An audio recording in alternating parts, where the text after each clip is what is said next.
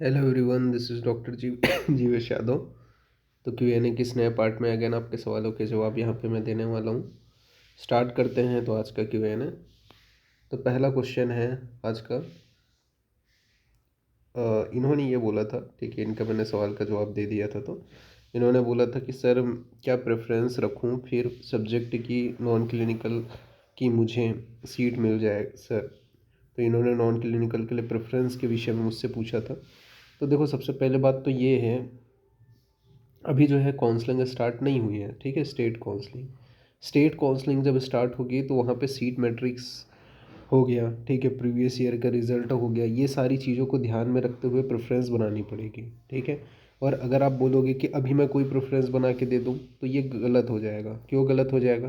क्योंकि कौन से सीट्स में फिर से इस टाइम रिजर्वेशन लग रहे हैं ईडब्ल्यूएस के, ये तो मुझे पता नहीं है ना, ठीक है। ये तो जब इस टाइम आएंगे तो पता चलेंगे। कितने नंबर ऑफ सीट्स हैं ये मुझे पता चलेंगे।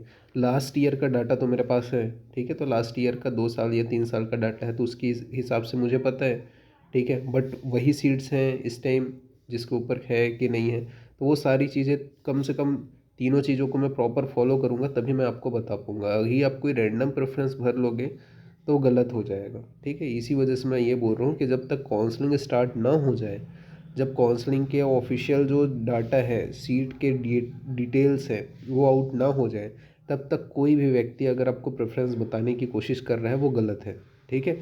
क्योंकि जब तक ऑफिशियल डाटा नहीं आता तब तक आप प्रेफरेंस नहीं भर सकते। ऑफिशियल डाटा मीन्स ऑफिशियली कितना सीट मैट्रिक्स है, कौन से कॉलेज में हैं, क्या क्या कौन से कैटेगरी में डिवाइडेड हैं, वो सारे डाटा मैटर करता है। और वो डाटा ऑफिशियली अभी तक अवेलेबल नहीं है।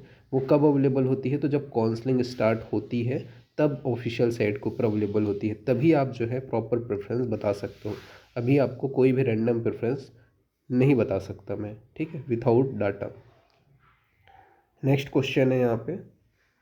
Good evening sir. सर मैं एमपी से हूँ, तो मुझे ऑल इंडिया काउंसलिंग भरना चाहिए या स्टेट काउंसलिंग से कॉलेज लेना चाहिए? एडेड कॉलेज के चांसेस हैं क्या? सर महाराष्ट्र में एडेड कॉलेज कितने हैं और कौन से हैं? Please reply as soon as possible.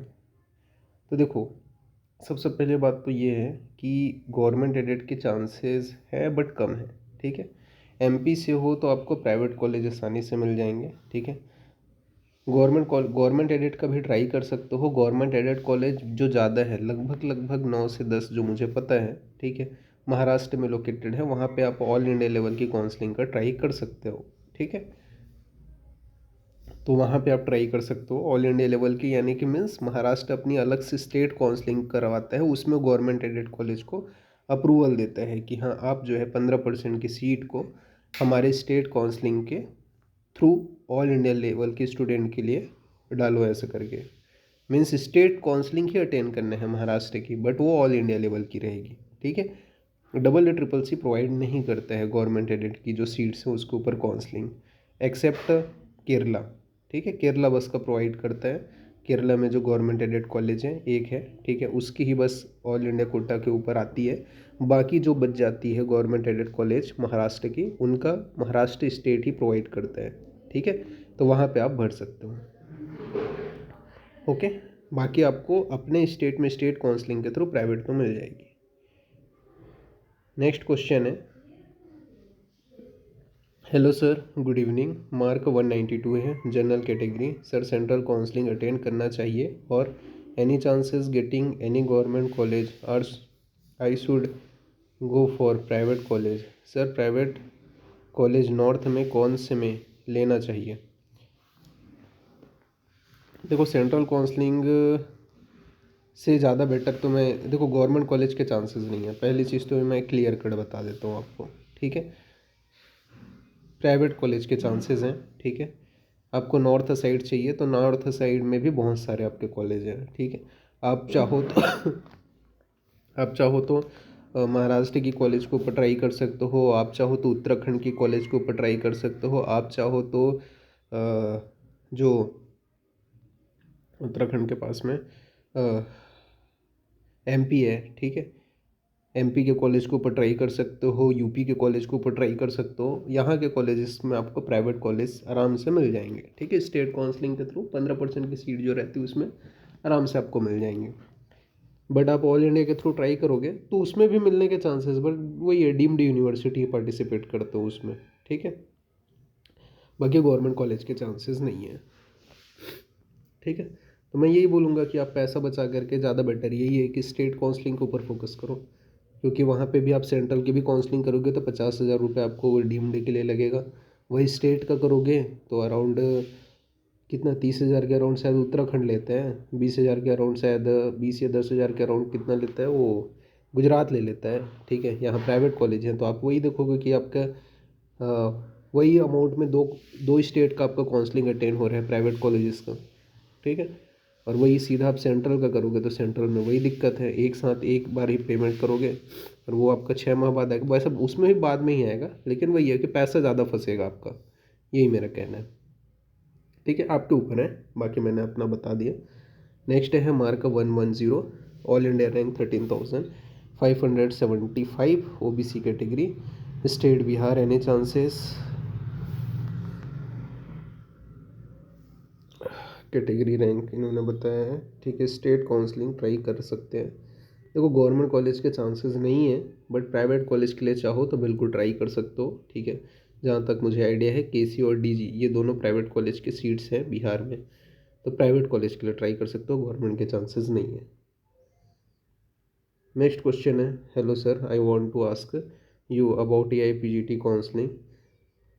Sir मैं mark R241, OBC rank 975 and all India rank 2117 with 92.8 percentile.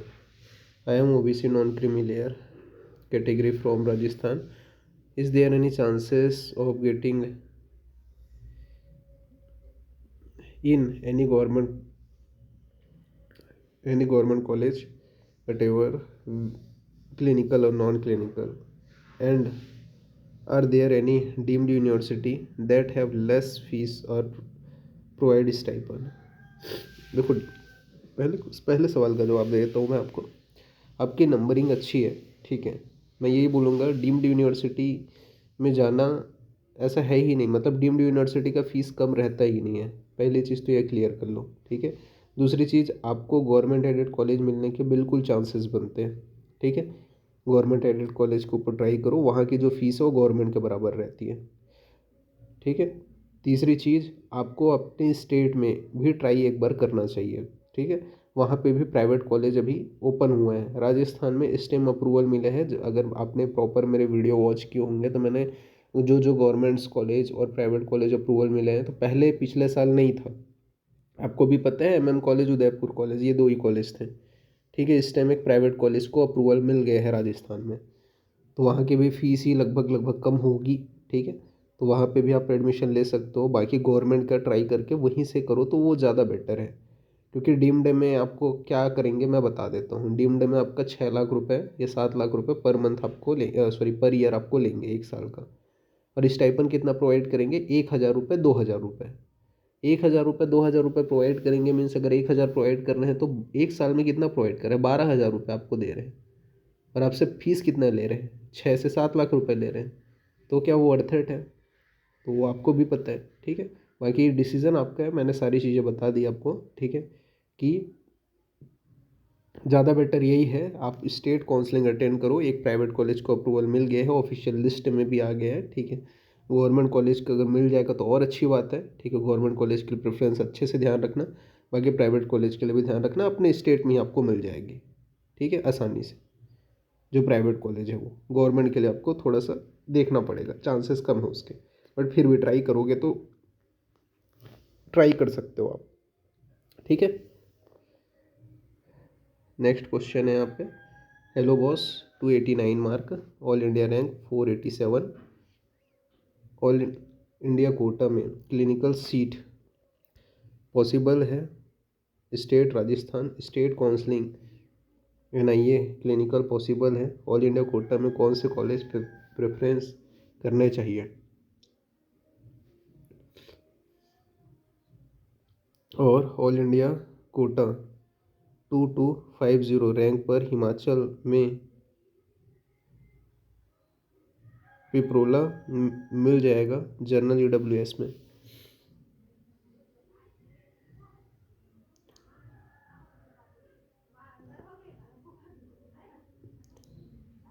State counselling से सबसे पहली बात, अगर आपका इतना नंबर है, ऑल इंडिया रैंक है, ठीक है 487, तो उस कंडीशन में सबसे पहली बात तो यही है कि राजस्थान स्टेट से हो तो एनआईए चाहिए, तो वहाँ क्लिनिकल सीट मिल जाएगी, ठीक है। लेकिन उसके लिए आपको अलग से, आप राजस्थान के हो तो राजस्थान के लिए भी एनआईए अलग से काउंसलिंग लेता है, वो वाली आपको करनी पड़ेगी, ठीक है। ऑल इंडिया लेवल पे चांसेस नहीं है, ठीक है, कम है बट कम है, नॉन क्लिनिकल के चांसेस हैं, बट आपको क्लिनिकल ही चाहिए तो अलग से स्टेट काउंसलिंग और होता है एनआईए का, ठीक है, वो वाली करोगे तो उसमें क्लिनिकल मिल जाएगा, ठीक है, आपका 487 रैंक पे। दूसरी चीज़, 2250 पर हिमाचल प्रदेश में भी प्रोला मिल जाएगा क्या स्टेट काउंसलिंग के थ्रू, ये आपका सवाल है। तो चांसेस कम है, ठीक है बट कम है, प्रेफरेंस आपको सही तरीके से भरना पड़ेगा, पर बहुत कम चांसेस है, अराउंड मान के चलो 10 to 20% ही चांसेस है, प्रेफरेंस सही रहा तो स्टेट काउंसलिंग के थ्रू, ठीक है। तो मैंने दोनों सवाल का आपका जवाब दे दिया। नेक्स्ट क्वेश्चन है, गुड इवनिंग सर। सर मुझे ईडब्ल्यूएस से रिलेटेड पूछना था। सर मेरा ईडब्ल्यूएस नहीं बन पा रहा है, अगर मैं काउंसलिंग के टाइम ओपन सीट वाली ही ब्रांच फिल करती हूँ तो ईडब्ल्यूएस का सर्टिफिकेट की नीड तो नहीं होगी if I allotted open seat. हाँ, उस कंडीशन में वैसे तो नहीं रहना चाहिए, ठीक है, बट आपको थोड़ा सा ध्यान रखना पड़ेगा वो चीज़ का, ठीक है। क्योंकि क्या होता है कि गलती से भी आप प्रेफरेंस भरते वक्त अगर आपको ईडब्ल्यूएस मिल जाती है, ठीक है, अगर ओपन सीट है तो दिक्कत नहीं होता है, ठीक है, बट कुछ कुछ जगह दिक्कत करते हैं, तो आपको प्रॉपर जो है किनको कांटेक्ट करना है, किनको क्या करना है, वो भी थोड़ा ध्यान में रखना है, क्योंकि ये चीज़ लास्ट ईयर हुआ था, ठीक है, कई स्टूडेंट के साथ में हुआ था, ठीक है। बट वही है, उतना ज़्यादा दिक्कत नहीं होता है अगर आपको चीज़ें अच्छे से पता है ना, क्योंकि रिपोर्टिंग टाइम में ही दिक्कत करते हैं उन लोग, बाकी टाइम में कोई दिक्कत नहीं करते, रिपोर्टिंग टाइम में ही दिक्कत करते हैं कई जगह। बाकी आपके पास थोड़ा सा आपको थोड़ा ध्यान रखना पड़ेगा, ठीक है, क्योंकि वहाँ पे अलग से काउंसलिंग बोर्ड का नंबर रहता है, बहुत सारी चीज़ें रहती है, आपको थोड़ा सा अवेयर रहना पड़ेगा, ठीक है, कि आपको जो सीट मिली है वो कौन सी है, क्या है, सारी चीज़ें आपके पास होनी चाहिए, तब जा करके दिक्कत नहीं होगा, ठीक है। नेक्स्ट क्वेश्चन है, गुड आफ्टरनून सर, मेरा all India rank 4778, UP category SC rank 367 sir, government seat any chances. Government seat के बहुत कम चांसेस है, ठीक है, नहीं मतलब है बट कम है, ठीक है। स्टेट काउंसलिंग अटेंड करो, मैं ये बोल रहा हूँ, किसका, स्टेट काउंसलिंग, तो यूपी स्टेट का स्टेट काउंसलिंग अटेंड करो, ठीक है, उसमें प्रेफरेंस सही तरीके से डालो, अराउंड 30 से 35% बिल्कुल चांसेस है आपके, ठीक है, सीट अलॉट होने की, क्योंकि एससी कैटेगरी के हो आप, सेंट्रल में पॉसिबिलिटी नहीं है।